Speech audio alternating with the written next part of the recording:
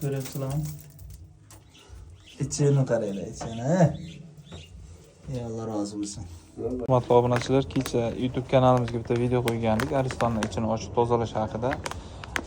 Ko'pchilik obunachilarimiz so'rashyapti, tozalagandan keyin ham tokiryapti deb. Qo'shimcha ma'lumot berib o'tmagan ekanmiz. Albatta almashtirgandan keyin ichidagi tintini ham almashtirib olish kerak. Misol 3-4 yil bo'lgan aristonlarda mana shunday tinti do'konlarda sotiladi. Sotib olib almashtirib yorsa bo'ladi. Misol aristonimizda tagida agar bitta quloqlik, ikkita quloqlik bo'ladi, misol bitta buragich, ikkita buragich.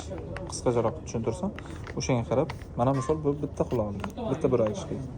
Ikkita buragichlikka alohida o'zini tinti bo'ladi. Xudo xolasa mana shuni almashtirgandan keyin hech qanday muammo bo'lmaydi. Hurmatli obunachilar, aristonimizni mo'yga olib keldik. İçinden chiqayotgan narsani ko'rib turibsizlar.